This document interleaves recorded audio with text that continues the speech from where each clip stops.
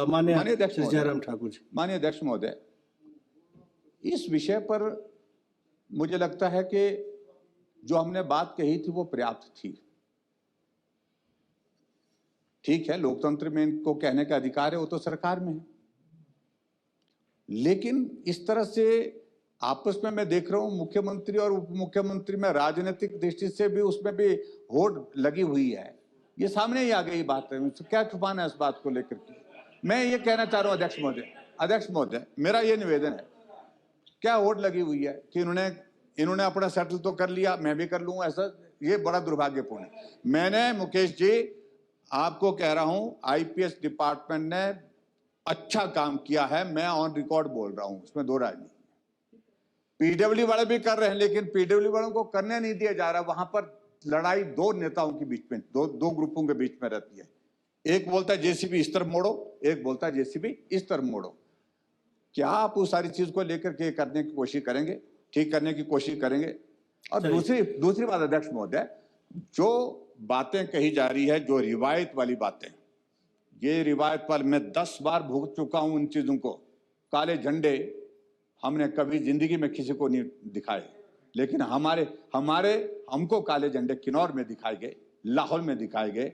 हमारी गाड़ी को तोड़ने का प्रयत्न किया गया, जान से मारने का भी प्रयत्न हुआ। वहां पर आदमी की टांग टूट गई, और टांग टूटने के बाद एफआईआर नहीं हो पाई, एफआईआर बाद में की तो उसको विवश किया गया, उसको एफआईआर पहले रिकॉर्ड पर है। और ऐसे नहीं, ये रिकॉर्ड पे सारी चीजें हैं, लेकिन इस प्रकार से गलत काम नहीं, ऐसी रिवायतें नहीं होनी चाहिए, मत करिए। और इसलिए मैं मुख्यमंत्री जी से मैं विशेष तौर से इस बात के लिए कहूंगा कि जो बातें इन्होंने कही है, विशेष तौर से यहाँ पर आपदा से प्रभावित लोगों के बारे में, उसके बारे में चिंता करिए। लेकिन सच्चाई ये है, बातें सिर्फ बातों में रह रही हैं।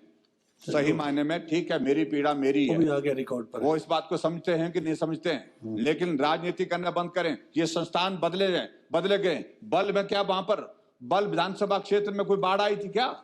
वहां से यूनिवर्सिटी बदल दी गई है। चलिए प्लीज, मैं ये नहीं कह रहा हूं, अब आप अंदाजा लगाइए किस वजह से।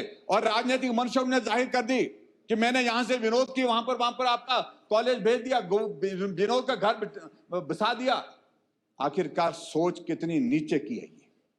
वो बिल्डिंग मैंने बनाई है, आप तो पटवार सर्कल नहीं बना सके 3 सालों में, और पटवार खाना नहीं बना सके, और हमने वहां पर करोड़ों रुपए की बिल्डिंग बनाई है। जिस काम के लिए वो बिल्डिंग बनाई है, उस काम के लिए वो उपयोग होनी चाहिए। अटल आदर्श विद्यालय के लिए बनाई है, अटल आदर्श विद्यालय वहां पर शुरू करें, और वहां पर शुरू करने के बाद वो भवन वहां पर उपयोग में आएगा। लेकिन इस प्रकार से ये संस्थान यहां बदल देना, इस तरह की नीच हरकत, नीच सोच आज तक कभी भी किसी मुख्यमंत्री की हमने नहीं देखी है। ये प्रदेश हित में नहीं है, दुर्भाग्यपूर्ण स्थिति है। इसलिए मैं ये रिकॉर्ड पे थैंक यू।